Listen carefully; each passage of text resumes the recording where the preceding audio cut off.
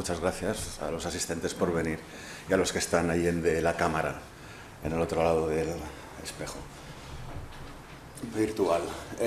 Bueno, voy a tratar de hacer un repaso a todo lo que se sabe hoy día. Mucho de lo que se sabe hoy día lo hemos encontrado nosotros y lo ha encontrado sobre todo el doctor Jordi Riba, que fue pionero en el estudio de la farmacología de la ayahuasca, en nuestros experimentos. Y ya que estamos en un contexto universitario y que es posible pues, que haya estudiantes o que haya personas que están interesadas pues, quizá en la investigación o en desarrollar investigaciones, voy a tratar de explicar una de las investigaciones que hemos desarrollado de la forma más didáctica posible para que también se pueda aprender un poco cómo se hace ciencia y cómo se interpreta. Y por el último hablaré de algunos de los estudios que estamos pues, algunos recién terminados, empezando a publicar. Y bueno, creo que son interesantes. Esto es un poco, no sé si el ordenador soportaría el cable hasta aquí. Sí. Ah, con el vale. Bueno, pues para los que no sepáis nada de la ayahuasca, pues voy a empezar también por lo más básico, es decir, ¿qué es la ayahuasca? Bueno, pues la ayahuasca es una decocción psicoactiva de origen vegetal utilizada por indígenas, originalmente utilizada por indígenas de la selva amazónica de Brasil, Perú, Colombia y Ecuador por sus propiedades visionarias. Y ampliamente utilizada en toda la cuenca amazónica en rituales mágicos religiosos y chamánicos, ¿no? por pueblos amazónicos. Etimológicamente, la palabra ayahuasca se compone de las palabras aya y huasca. Aya sería alma, espíritu muerto, y huasca, soa, enredadera, liana, y haría referencia pues, a las propiedades botánicas de uno de los principios activos, de uno de los principios botánicos, que es una liana que crece en la selva amazónica. Como digo, pues primero el primer uso que se documentó fue el uso indígena, y luego a lo largo de principios del siglo XX, esto lo contará quizá mejor Esther, aparecieron las religiones ayahuasqueras. Eran religiones de origen brasileño en el que se tomaba ayahuasca como sacramento. Estas religiones ayahuasqueras han sufrido una expansión internacional de tal forma que casi se encuentran presentes hoy día en casi cualquier lugar del planeta, ¿no? Desde Europa, América, incluso Asia. Hay iglesias ayahuasqueras en Japón. Desde un punto de vista botánico, la ayahuasca, como digo, hay muchas fórmulas, muchas formas de preparar ayahuasca, y cada chamán tiene su forma de prepararla, pero bueno, para no liarlo mucho, hoy día se viene a entender que la ayahuasca es una decocción de dos plantas, de Banisteriopsis caapi, que es esta liana que aparece arriba, y Psychotria viridis, que es un arbusto de la familia del café. La Banisteriopsis caapi aportaría tres tipos de alcaloides, de principios activos, que son armina, armalina y tetrahidroarmina, y la Psychotria viridis aportaría una sustancia de carácter alucinógeno que se llama dimetiltriptamina. Hay diferentes formas de preparar la ayahuasca. Esto sería pues, el resultado final de la decocción. Como digo, son estos tres principales alcaloides. Cada uno aporta o está presente en un porcentaje concreto del brebaje. Y lo que se entiende, o lo que hoy día consideramos que es el principio activo, lo que produciría el efecto psicotrópico, el efecto psicoactivo, el efecto enteogénico, según el punto de vista desde donde queramos entender el efecto subjetivo que aporta la ayahuasca, sería la DMT, la dimetiltriptamina, la que estaría aportando este efecto. En humanos, la dimetiltriptamina es un potente alucinógeno tras administración parenteral. Parenteral quiere decir intravenosa. No se ha demostrado tolerancia cruzada con alucinógenos clásicos como LSD o mescalina. Esto quiere decir que si alguien está tomando o ha tomado LSD, el LSD produce tolerancia de manera muy rápida, de tal forma que a la segunda o a la tercera toma deja de producir efecto. Si toma DMT, la DMT sí le produciría efecto. Esto es una peculiaridad que tiene la DMT con relación al resto de alucinógenos. Tiene otras peculiaridades también, como que no se ha demostrado tolerancia tras administración repetida, algo también bastante inusual en sustancias psiquedélicas. Y en cuanto a efectos fisiológicos, bueno, pues tiene un perfil similar a los psicoestimulantes. Hablo siempre de administración intravenosa, aumenta los parámetros cardiovasculares, también aumenta el cortisol y algunas otras hormonas, y también produce efectos autonómicos de aumento de diámetro pupilar y temperatura corporal.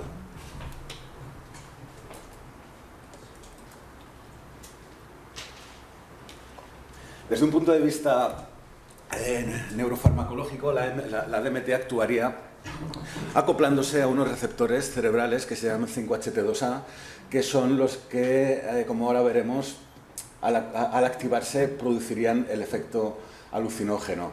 En animales sustituye a la DOMA, a la LSD y a la mescalina en paradigma de discriminación de fármaco. Esto quiere decir que efectivamente se comporta como un alucinógeno cuando se utiliza en modelos animales.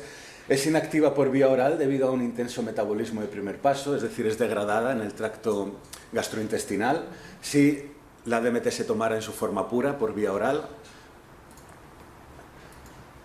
Y esto es un cerebro medio humano en el que se ve la distribución de receptores 5-HT2A, que son los receptores sobre los que se acoplaría la DMT de la ayahuasca. Es decir, los receptores 5-HT2A, los que saben leer imágenes cerebrales nos dicen que aquí lo que se ve sobre todo una alta proliferación y densidad de este tipo de receptores en corteza cerebral, es decir, en áreas corticales, y muy poquita en áreas subcorticales. Esto ya nos está empezando a dar una pista acerca de dónde actúa la ayahuasca. La ayahuasca probablemente está actuando a nivel de zonas corticales. ¿Y qué ocurre cuando se activan los receptores 5-HT2A? En unas neuronas que se llaman además concretamente neuronas piramidales de la capa 4 o 5. Pues son neuronas que tienen que ver con la conexión con otras áreas del cerebro un poco más distales, ¿no? más distanciadas unas de otras. Y además, cuando se activan este tipo de receptores, se produce lo que se llama un mayor disparo de potenciales postsinápticos excitatorios. Es decir, el flujo de información cerebral es mucho más rápido cuando se está bajo los efectos de la ayahuasca que en condiciones normales o en condición placebo. Bueno, esto sería la forma de... Siempre se dice, ¿no? Si la ayahuasca a lo mejor es que nos actúa áreas primitivas de nuestro cerebro sin saber muy bien qué quiere decir áreas primitivas, porque nuestro cerebro tiene áreas primitivas, pero son tan modernas como las más modernas que podemos tener. Bueno, en cualquier caso, la ayahuasca a día de hoy no hay ninguna prueba de que actúe en áreas subcorticales. Son solo áreas corticales que además están activadas por la liberación del glutamato. Cuando la ayahuasca o la DMT llega al sistema nervioso, se activan los receptores 5-HT2A y se produce una liberación de glutamato. El glutamato es el principal neurotransmisor excitatorio de nuestro sistema nervioso y está encargado de lo que se llama potenciación a largo plazo, que es la consolidación de recuerdos, y está involucrado en el aprendizaje y en la neuroplasticidad. Ahora explicaremos algunas cosas y veremos un ejemplo en imágenes cerebrales de personas que han tomado ayahuasca y personas que no, y cómo hay una modificación en sus cortezas cerebrales. Bueno, el incremento de excitabilidad en membrana en neuronas piramidales de la capa quinta del córtex, que es donde están este tipo de receptores, es posiblemente inducida por liberación de glutamato. El glutamato también estimula la expresión cortical de CFOs, que puede inhibirse administrando antagonistas postsinápticos. Esto quiere decir que efectivamente actúa por ese mecanismo de acción. El CFOs es una expresión genética que también tiene que ver con el aprendizaje. Todo lo que tiene que ver con glutamato y con CFOs tiene que ver con mayor capacidad de aprendizaje. Y también la ayahuasca libera un factor neurotrófico que está desarrollado de nuevo con la capacidad con la consolidación de aprendizajes y con la neuroplasticidad cerebral. También es cierto que una mayor liberación de glutamato es tóxica para el sistema nervioso, es lo que se conoce por exotoxicidad. Cuando se produce un accidente cerebrovascular o alguna otra posible agresión cerebral, se produce una liberación de glutamato que termina produciendo muerte neuronal. Bueno, a día de hoy no hay ninguna evidencia de que la ayahuasca esté produciendo la liberación de glutamato que está produciendo sea de alguna forma tóxica. Los otros compuestos que tiene la ayahuasca, hemos hablado de la DMT, que es el principio activo que produciría o que induciría el efecto psicoactivo. Están las otras compuestos que son betacarbolinas, carecen de efectos alucinógenos, no presentan actividad sobre el receptor 5-HT2A y, lo más importante de todo, son inhibidores de la monoaminoxidasa, que es una enzima que tenemos en nuestro tracto gastrointestinal.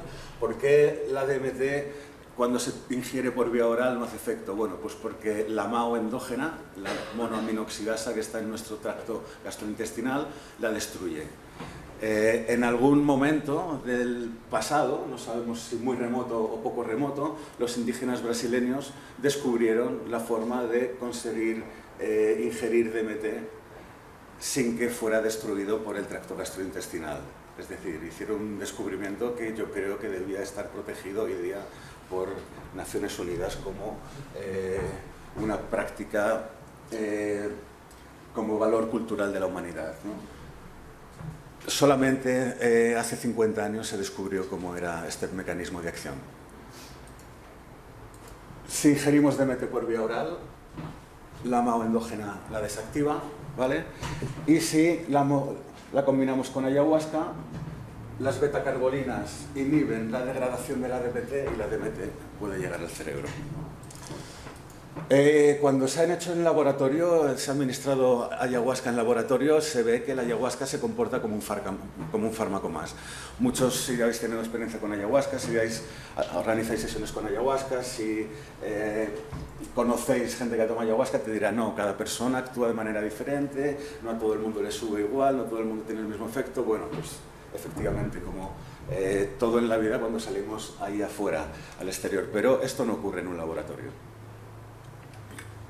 Cuando se administra ayahuasca en un laboratorio, la ayahuasca se comporta como un fármaco más, es decir, es dosis dependiente. Dependiendo de la dosis que administras, consigues un efecto u otro. Y además el efecto es proporcional a la dosis. Esto es lo que se ha visto cuando se han administrado dosis baja, placebo con dosis baja y con dosis alta. Si veis las figuras, pues prácticamente una de las dosis era el doble que la otra y las figuras son prácticamente el doble. Esto, para los que estén interesados en hacer investigación algún día con drogas o con drogas alucinógenas, hay una escala que se llama escala de evaluación de efectos de los alucinógenos, que tiene 6 subescalas: cognición, somatoestesia, percepción, afecto, intensidad y volición, que se supone que son los rasgos psicológicos que se ven modificados cuando se toma un alucinógeno. Bueno, pues en estudios de laboratorio se ve que las 6 características se ven modificadas de manera dosis dependiente por la ayahuasca.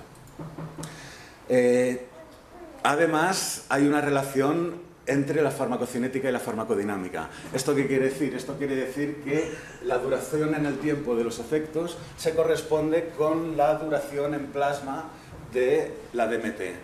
Es decir, si no hay DMT no hay efecto, si hay mucha DMT hay mucho efecto y si hay muchísima DMT hay muchísimo efecto. De nuevo nos encontramos con un efecto dosis dependiente a lo largo del tiempo, como se puede ver, ¿no? en los gráficos. El curso temporal se corresponde con las concentraciones plasmáticas de DMT. Alguien dirá, bueno, pues es que yo hasta que vomito no me sube la ayahuasca. Bueno, pues sí, pero le sube menos porque tiene menos DMT en el organismo porque ha expulsado mucho. Pero estas cosas las hablarán mejor quizás Esther y Chema, que tienen más experiencia. De nuevo, cuando se mide la activación cerebral con electroencefalograma, nos encontramos que la ayahuasca se comporta de manera dosis dependiente y el curso temporal es consistente con los efectos subjetivos. De nuevo, tenemos otra prueba objetiva más de cómo efectivamente esto que a vosotros os parece una tontería, a los farmacólogos nos parece lo más interesante de todo. Encontrar que una sustancia se comporta de manera dosis dependiente y además es constante a lo largo del tiempo correlacionando con concentraciones plasmáticas. Si encuentras esto, bueno, pues ya crees que Dios existe, ¿no? Y te da el subidón de adrenalina lo suficientemente alto como para involucrarte en un experimento más tedioso todavía incluso. Cuando miramos ondas cerebrales, pues de nuevo la ayahuasca tiene un efecto en un estudio que se hizo en el que se comparó con anfetamina, nos llevamos la sorpresa de que la anfetamina pues también producía un efecto activante. La transmisión, cada vez que te vas sales de imagen de la transmisión. Ya, que me perdonen los que están en la transmisión, pero tendrán que aguantarse. Es que si no, no explico bien las cosas. Bueno, esto quiere decir que se activa una onda, además que no se activa bajo los efectos de la anfetamina, siendo los dos fármacos activantes desde un punto de vista del sistema nervioso. Y esto es muy interesante porque os ha encontrado que hay una especie de marcador cognitivo, que es la onda beta, que se produce cuando hay estimulación fisiológica, pero también cuando hay estimulación cognitiva. Y es una estimulación muy diferente a la que produce la anfetamina, el tipo de estimulación cognitiva. Así tengo esta cosa. También, bueno, la ayahuasca induce la liberación de algunas hormonas, prolactina y hormona del crecimiento. Vienen a decir que es un fármaco serotoninérgico, que actúa sobre el sistema serotoninérgico. Y lo interesante es que activa el cortisol de una forma más alta incluso que la anfetamina. Esto puede tener una doble lectura. El cortisol es una hormona que se libera en situaciones de ansiedad y de estrés. Está produciendo la ayahuasca el efecto el efecto estresante, o este efecto estresante es consecuencia de la experiencia subjetiva que tienen los voluntarios cuando toman ayahuasca. Bueno, o quizás las dos cosas. A ver, el cortisol se activa cuando en los estudios de laboratorio con todas las drogas, con anfetamina, con MDMA, con psilocibina. La cosa es, bueno, en estos estudios se activó más que con anfetamina. Quizá hay un componente ahí también subjetivo que está haciendo que se esté liberando el cortisol. Cuando se han hecho estudios de neuroimagen con SPED, que es una técnica para fotografiar el cerebro en estado de reposo, bueno, pues se ha visto que hay una serie de áreas cerebrales que se activan. El córtex frontomedial cingulado anterior, la circunvolución hipocámpica y hipocampo y la ínsula. La ínsula son áreas de procesamiento de información procedente del medio interno y, según Antonio Damasio, un neurocientífico bastante conocido, es el sustrato biológico de la conciencia de nuestro cuerpo, ¿no? El que nos permitiría tener experiencias de introspección, y es el origen de la experiencia subjetiva de las emociones. Bueno, ya empecemos a entender un poco más también, ¿no? Cuáles pueden empezar a ser los efectos de la ayahuasca. También activa el neocórtex frontal, donde están las funciones cognitivas superiores, que es donde reside el control de recursos cognitivos, y también el córtex cingulado anterior, que es donde se produce la integración de procesos cognitivos y emocionales, ¿no? Activado junto con la ínsula en tareas de recuperación de memoria emocional. Quizá por eso muchas personas cuando toman ayahuasca pues son capaces de acceder a recuerdos que parecían olvidados o bastante lejos en su espectro de conciencia. Y también activa la circunvalación parahipocámpica y el hipocampo, que son estructuras clave en los procesos de memoria, sobre todo en procesos en estructurar la información que viene del contexto para organizarla y mandarla a los depósitos de memoria a largo plazo. Con lo cual, si se activan estas estructuras, pues es posible que también se permita acceder a esos depósitos. Y lo que se encontró, algo bastante interesante, es que no se observan activaciones visuales o auditivas. O sea, no se observan áreas activaciones en áreas visuales. ¿Cómo es posible, ¿no? Si la ayahuasca es un potente alucinógeno? Bueno, pues si queréis luego en la discusión lo comentamos, ¿no? Sí que hay un estudio que se publicó el año pasado, hace un par de años, muy interesante, en el que sí se vio que se producía activación visual, pero era porque se implementó una tarea visual. A las personas se les pidió que miraran una fotografía o que recordaran la fotografía que habían mirado, antes o después o bajo los efectos de la ayahuasca. Entonces lo que se encontró es que bajo los efectos, efectivamente, se activaron áreas occipitales, áreas encargadas del procesamiento visual de la información, pero lo más interesante de todo es que bajo los efectos, yo os pongo la imagen para que os distraigáis, pero os lo explico porque sé que no la vais a entender, porque me cuesta a veces entenderla también, ¿no? Pero lo interesante es que cuando se estaba sin efectos de ayahuasca, los voluntarios miraban la fotografía, se produce la activación lógica de cuando uno miraba una fotografía en áreas occipitales, pero en condición de recuerdo no se producía esa activación. Es decir, el recuerdo no activa de manera tan intensa áreas occipitales como lo actúa el mirar la realidad directamente. Bueno, pues bajo los efectos de la ayahuasca, cuando los voluntarios recordaban la imagen que había presentado, se producía una activación en áreas occipitales igual de intensas que cuando se estaba mirando la fotografía.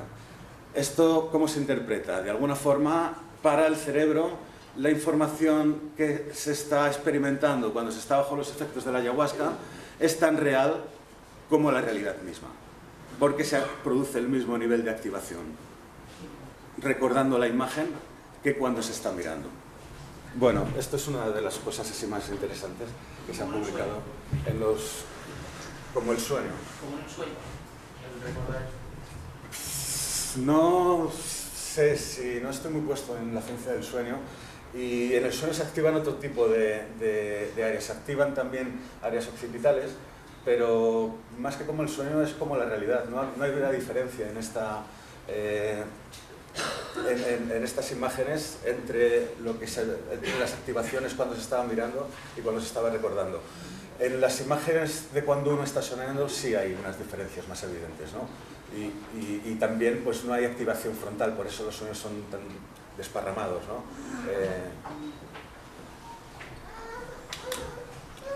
Bueno, claro, la pregunta es, las personas que se están sometiendo a experiencias de ayahuasca más o menos con cierta regularidad, como ocurre en las iglesias ayahuasqueras, y estamos viendo que produce estas activaciones cerebrales, ¿no?, en áreas que son muy importantes para el poder desarrollarse o desenvolverse en la vida cotidiana, como es la capacidad para poder planificar tareas, ¿no?, o tomar decisiones, que es lo que harían las áreas frontales, o capacidad para recordar eventos que forman parte de tu vida cotidiana, ¿no?, que son estructuras como el hipocampo. Bueno, pues no sabemos, ¿no?, o no sabíamos. Entonces nos involucramos en una serie de estudios en los que buscamos la colaboración de las iglesias ayahuasqueras, tanto de Brasil como de aquí de España. Había algunos antecedentes en los que, bueno, pues por ejemplo... Ay, sí tengo esto, siempre se me olvida. Algún estudio pequeñito, ¿no?, con 15 consumidores a los que que llevaban 10 años tomando ayahuasca, y se les pasó pues una prueba de memoria, una prueba de personalidad y una entrevista psiquiátrica. Lo interesante es que ninguno de los 15 sujetos eran de la Iglesia de la Unión do Vegetal en Brasil. Tenía en el momento de la entrevista clínica trastornos mentales actuales, pero sí en el pasado 5 habían tenido abuso previo de alcohol, 2 depresión mayor y 3 ansiedad fóbica. Bueno, el hecho de que en el momento no los tuvieran se interpretó como que la ayahuasca o el ritual, o la ayahuasca consumida en el ritual de la Iglesia, de alguna forma había revertido estos trastornos mentales. Bueno, tuvieron algunas diferencias en personalidad comparados con los controles, y también puntuaron un poquito mejor que los controles en una prueba neuropsicológica. Esto pues también en un estudio con daimistas, el Santo Daime es una iglesia ayahuasquera de origen brasileño, con 32 daimistas en Estados Unidos, pues también vieron que en algunas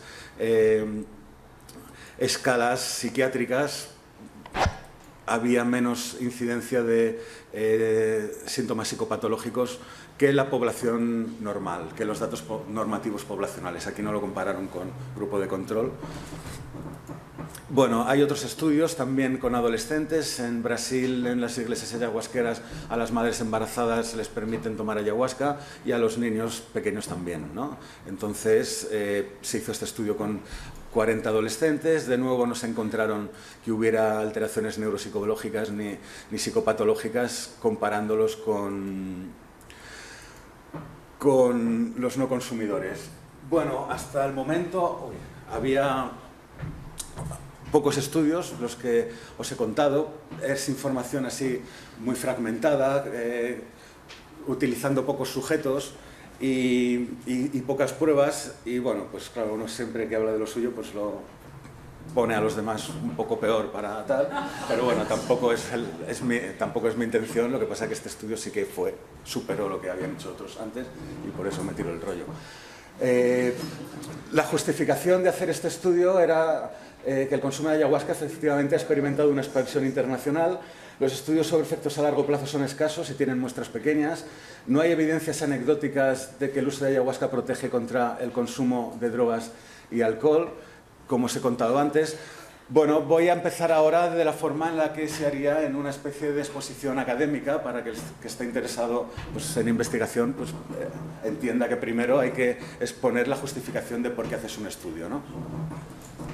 Y luego plantear las hipótesis, claro, basada en la literatura previa. En este caso, el consumo continuado de ayahuasca en un contexto ritual no supondrá una conducta adictiva de acuerdo a indicadores biopsicosociales de adicción con relación a los no usuarios. Las personas que toman ayahuasca de manera continuada presentarán una estructura de la personalidad distinta de la de los no usuarios. El consumo continuado de ayahuasca no ocasionará mayor sintomatología psicopatológica respecto a los no consumidores. El consumo continuado de ayahuasca no producirá alteraciones neuropsicológicas con relación a los no consumidores. El consumo continuado de ayahuasca en un contexto ritual aportará un mayor bienestar psicosocial subjetivo, mayores propósitos vitales y mayor espiritualidad.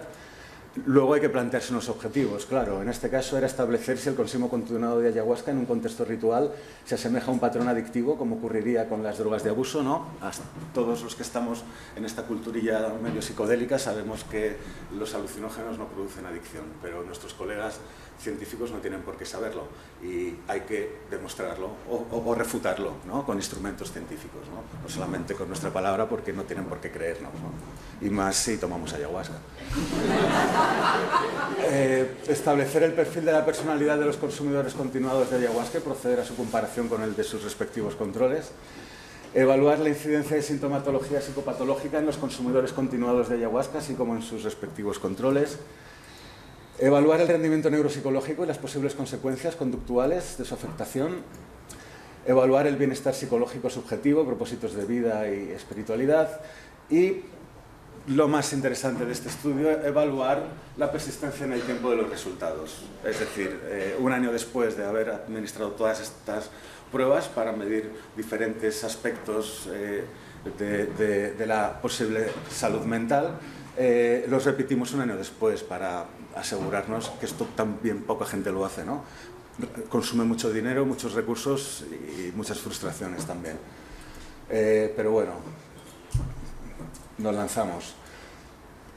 Nos fuimos a Brasil a una muestra de usuarios que llevan un mínimo de 15 años tomando, con un mínimo también de 2 veces por mes, de manera ininterrumpida, y teníamos 4 grupos. Un grupo rural de ayahuasca versus un grupo rural control, es decir, un grupo que vivía en la selva, en Mapiá, que es pues, como el Vaticano de la iglesia de Santo Daime, ¿no? Ahí está pues, la cúpula doctrinal. Y como allí todo el mundo toma ayahuasca, pues era imposible reclutar controles dentro de la comunidad y nos tuvimos que ir al pueblito más cercano, que ahora os pondré una foto. Y también, bueno, pues para ver si los efectos de la ayahuasca podrían ser diferentes en un área rural que en un área urbana, pues nos fuimos a lo que es hoy día la meca de la ayahuasca en Brasil, que es Río Branco. En el estado de Acre. En el estado de Acre se entiende que en los años 50 había probado la ayahuasca más de la mitad de la población, según, bueno, nos han contado algunos antropólogos. Se sigue peleando para que la ayahuasca sea considerada patrimonio cultural de Acre y, bueno, pues hay y es un entorno urbano, una ciudad, no como Barcelona, pero quizás sí como Segovia, ¿no? o como Ávila, o quizá un poco más grande, donde se puede encontrar gente que toma ayahuasca regularmente con gente que nunca ha tomado, conviviendo en el mismo ecosistema, ¿no? Y de nuevo hicimos las 2 evaluaciones. Bueno, esto es Mapiá, una foto de Mapiá, en el interior de la selva, en el estado de Amazonas. Esto es Boca do Acre, el pueblo más cercano a Mapiá, donde se reclutó a los controles. Y esto es Río Branco, ya una ciudad moderna, ¿no? Como cualquier ciudad occidental. Bueno, para evaluar posible adicción y su severidad utilizamos pues, la herramienta clásica para medir estas cosas, el índice de severidad de la adicción, que evalúa el estado médico, el empleo, el uso de alcohol, evalúa diferentes indicadores que pueden mostrar si las personas tienen un problema de abuso de drogas o no. Y que son indicadores que se puntúan en personas adictas a, yo que sé, opiáceos, psicoestimulantes, etcétera, ¿no?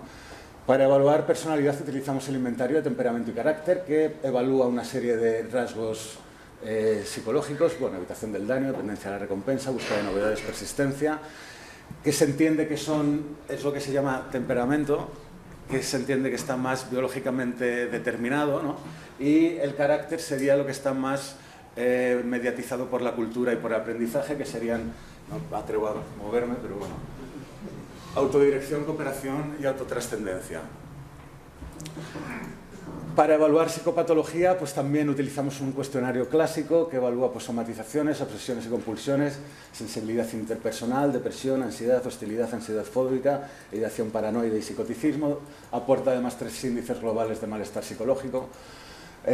Para evaluar funciones ejecutivas utilizamos pruebas clásicas de evaluar funciones cognitivas, el test de Stroop, que ahora os explicaré, con sus variables clásicas.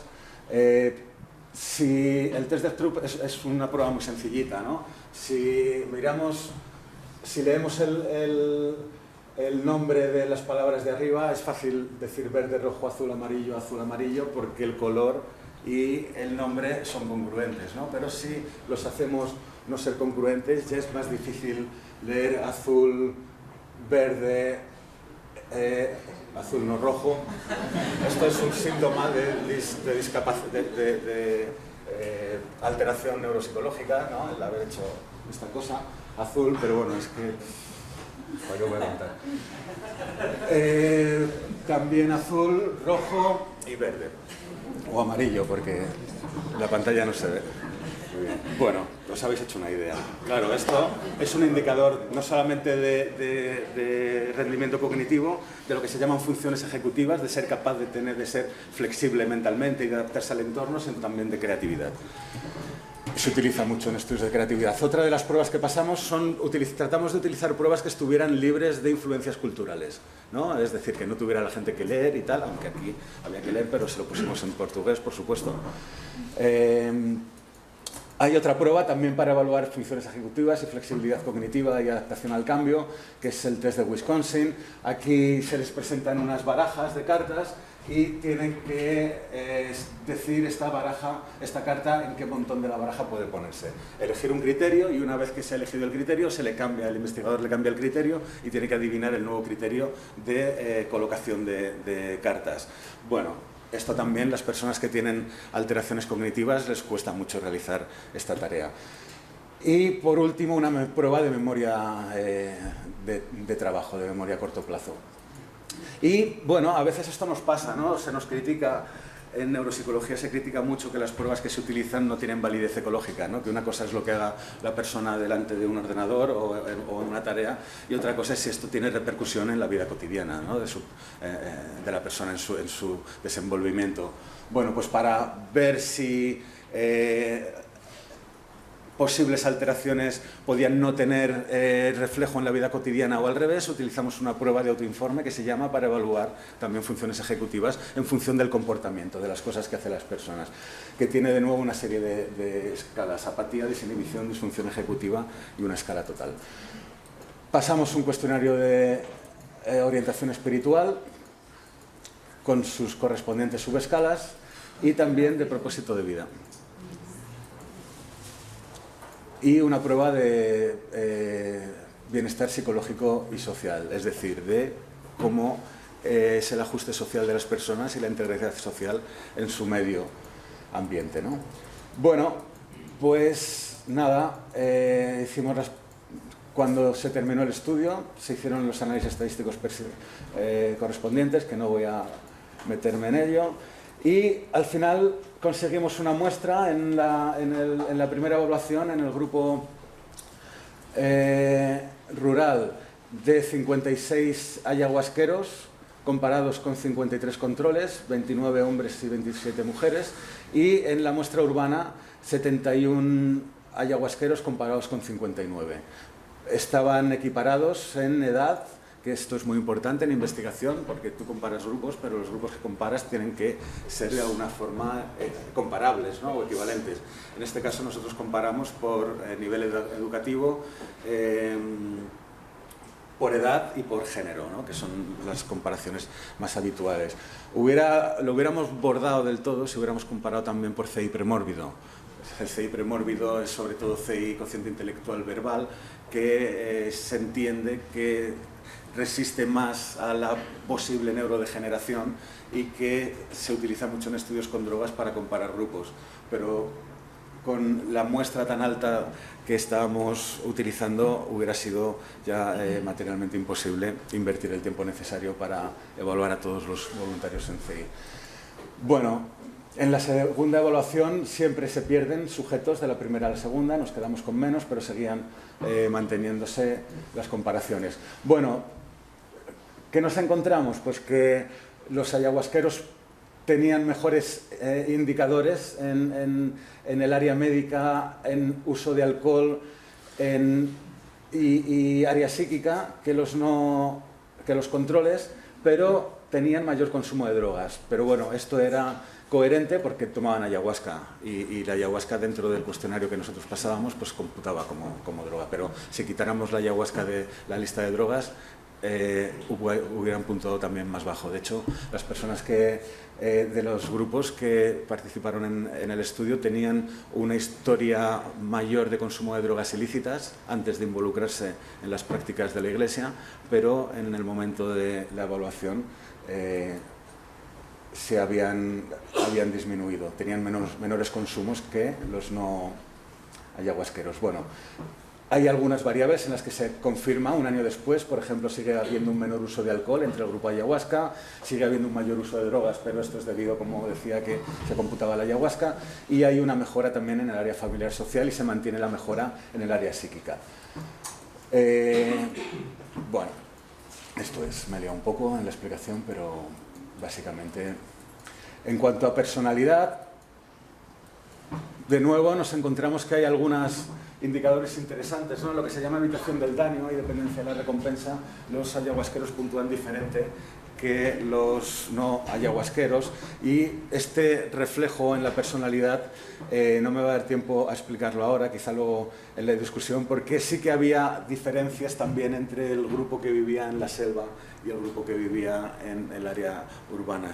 Es como si en la selva hubiera habido una especie de autoselección de personas que son especialmente robustas, que es lo que se mide con evitación del daño y dependencia de la recompensa, para poder probablemente sobrevivir a las condiciones tan duras que impone la selva. Bueno, de nuevo los indicadores se repiten en la segunda evaluación. En todas las pruebas, en todos los indicadores psicopatológicos, los grupos de ayahuasca puntuaron con menores índices de psicopatología que los grupos de control, y esto se replicó, un año después. Esto es fobia, paranoia y psicoticismo. Las puntuaciones son menores en ayahuasca y también en los índices generales de malestar. En las variables que miden por el test de Stroop, el de leer las palabras y los colores, de nuevo el grupo ayahuasca puntuaba mejor, que leía más rápido las palabras en las que se producía interferencia. También en la prueba neuropsicológica de las barajas que hay que cambiar de reglas, puntuaba mejor el grupo de ayahuasca que el grupo control. También en la prueba conductual, bueno, obviamente puntuaban mucho más alto en los cuestionarios de espiritualidad que los grupos de control, aunque tratamos también, esto, bueno, pues para el que le interese la investigación, tratamos de buscar dentro de los grupos de control personas que tuvieran también una implicación religiosa. Es decir, eran la mayoría protestantes o católicos. ¿Por qué? Pues para poder comparar un grupo de creyentes con otro grupo de creyentes, tratando de que la única diferencia entre ellos, ya sabemos que esto es imposible, pero tratamos de hacerlo, que la única diferencia sea si toman o no ayahuasca. Bueno, en bienestar psicosocial, de nuevo nos encontramos esto y nos vamos a las conclusiones. Bueno, no hay evidencias de deterioros en áreas relacionadas con la adicción, como ocurre con drogas de abuso, es decir, en los indicadores de adicción no nos puntuaban incluso mejor que los no consumidores, y no hay evidencia de alteraciones psicopatológicas, neuropsicológicas, de ajuste psicosocial ni de personalidad. ¿Y esto cómo puede ser? ¿No? Estamos acostumbrados a leer estudios de drogas, estamos acostumbrados, uy, que me muevo otra vez, a que nos digan que todo aquello que toca el cerebro, hemos vivido la década pasada, la década del cerebro, ¿no? Donde también nos han explicado que todo lo que toca el cerebro es para estropearlo, sobre todo si produce efectos psicológicos, ¿no? ¿Cómo es posible que hayamos encontrado estos resultados? Bueno, como voy muy mal de tiempo, me guardo ahí el misterio y lo podemos luego discutir. Quiero dar las gracias al equipo que hizo posible esta investigación: Fábregas, Débora, Sabela, Xavi, Marta, Miguel Ángel, Paulo, Vladimir, Manel, y los agradecimientos a IDEA y a ICERS por las financiaciones. Una vez que hicimos esto nos preguntamos, bueno, ¿y qué pasaría ahora si evaluamos a las personas bajo los efectos de la ayahuasca en estas mismas pruebas, ¿no? Porque parece que en condiciones normales puntúan mejor que los controles, pero ¿qué pasa cuando ingieren ayahuasca y se les evalúa? Pues bueno, la publicidad sí de ego, ¿no? Son los artículos científicos donde están recogidas estas publicaciones. Si alguien quiere profundizar, pues están accesibles. Pagamos una pasta para que los pudieran ser, no para que nos publicaran, no sé, mal pensados, sino para que se pudieran hacer públicos y cualquiera pudiera leerlos, ¿eh? Bueno, esto es MAPIA. Esto es, bueno, la anterior era pues una ayahuasca, ¿no? De las que se preparan allí, la iglesia de MAPIA. El chico corriente, que el pobre murió el año pasado, hace un par de años, la madrina Rita. Bueno, entonces nos preguntamos, ¿qué ocurre? Bueno, pues de nuevo nos llevamos la sorpresa de que cuando a los voluntarios bajo los efectos de la ayahuasca reclutamos voluntarios con diferente experiencia. Voluntarios que solamente habían tenido un par de veces experiencia o tres con ayahuasca, hasta gente que había tomado cientos de veces, ¿no? Y tomaron ayahuasca y cuando estaban bajo los efectos hicimos las cosas que hacemos a veces, ¿no? Que es, no me sale una palabra tal, iba a decir putearles, pero como estamos en este contexto, no me salía otra, perdón. Bueno, nos encontramos que cuanto más veces habían tomado ayahuasca, mejor respondían a las pruebas neuropsicológicas. Bajo los efectos. ¿Esto qué quiere decir? Que se acostumbran al efecto y que son capaces de moverse mejor bajo los efectos, o la hipótesis arriesgada, que se ha producido algún tipo de potenciación cognitiva como consecuencia del uso de ayahuasca que hace que sus cerebros de alguna forma funcionen de manera más óptima que el cerebro de los no ayahuasqueros. No lo sabemos, pero tenemos algunas pistas, y este es el estudio estrella, que no os voy a contar mucho porque todavía estamos tratando de entender qué es lo que tenemos, que fue un estudio que hicimos con neuroimagen, de nuevo en gente que lleva muchos años tomando ayahuasca y en gente que no tomaba ayahuasca, en usuarios controles, y medimos lo que se llama grosor cortical, cortical thickness. Es una técnica que en resonancia magnética te permite ver, o sea, sabemos que la corteza cerebral se está neuromodulando a lo largo de todo el proceso vital. Por ejemplo, si yo, que no sé tocar el piano, hoy me apunto a clases, me hacen una resonancia magnética y ven cómo está mi grosor cortical en áreas motoras, y dentro de 3 meses, cuando después de practicar 4 horas diarias me vuelven a mirar, probablemente verán que tengo un mayor grosor cortical en las áreas encargadas de tanto la ejecución motora de tocar el piano como en otras áreas cognitivas relacionadas con el aprendizaje de tareas complejas. Bueno, pues nos hemos llevado la sorpresa de que esto se ha visto en consumidores de ayahuasca. Los puntos azules es que hay una disminución de grosor cortical en esas áreas, y las manchas rojas quiere decir un aumento de grosor cortical. No hemos encontrado que estas modulaciones en grosor cortical se corresponda con mayor o menor psicopatología. No tiene nada que ver con psicopatología, ni tampoco con mayor o menor rendimiento cognitivo. No sabemos qué quiere decir esta neuromodulación cortical, este mayor grosor en unas áreas y un menor en otras. Pero tenemos algunas pistas. Parece que, por ejemplo, en términos de personalidad, este menor grosor cortical correlaciona con una escala de personalidad que se llama autotrascendencia. Es decir, es posible que haya una prueba física de que las personas, a medida que van tomando ayahuasca, se van haciendo más espirituales porque se produce una modificación en su corteza cerebral. Esto es una hipótesis muy arriesgada que estoy lanzando, pero es lo que estamos manejando. Y también hay una correlación de un aumento en las áreas en las que hay mayor grosor cortical con mejor rendimiento cognitivo en estas pruebas que habíamos hablado. Es un estudio hecho con, creo que eran 28 voluntarios, la resonancia es carísima, nosotros ya apenas nos lo podemos permitir. Estaría muy bien hacerlo replicar esto con una muestra mayor. En cualquier caso, estamos ahora elaborando los resultados. Y también es interesante otra cosa, que las grosores, las modulaciones en grosor cortical correlacionan con el uso de ayahuasca. Es decir, cuanto más en las personas que más ayahuasca han tomado, más modulación hay en corteza cerebral en estas áreas. Bueno, todos los estudios que presento y estoy terminando, dadme 2 minutos más, tienen una serie de sesgos. Es imposible hacer investigación en humanos sin caer en sesgos que son consustanciales a trabajar con humanos y no con animales, ¿no?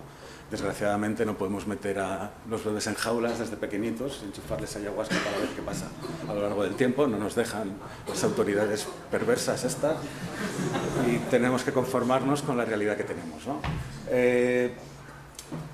Los estudios que hemos hecho hasta ahora eran o bien con gente hiperseleccionada en laboratorio, ¿no? Gente que tenía experiencia en el consumo previo, que nunca había tenido experiencias negativas tras tomar ayahuasca, gente muy joven,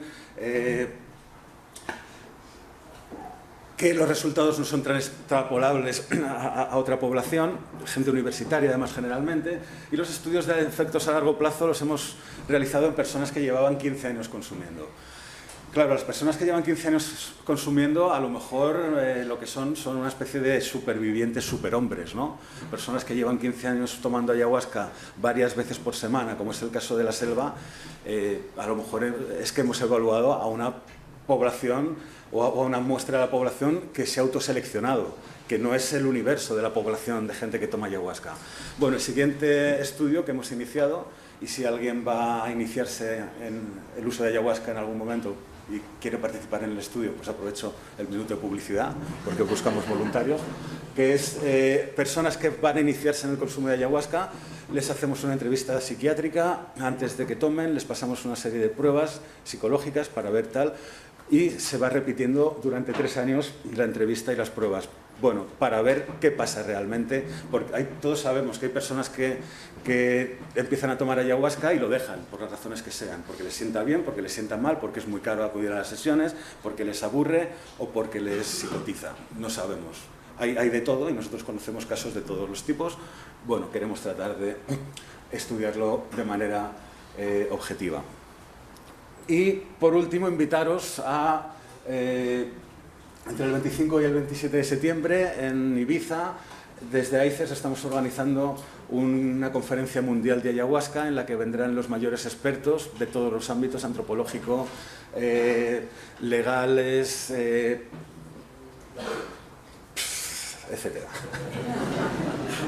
Muchas gracias.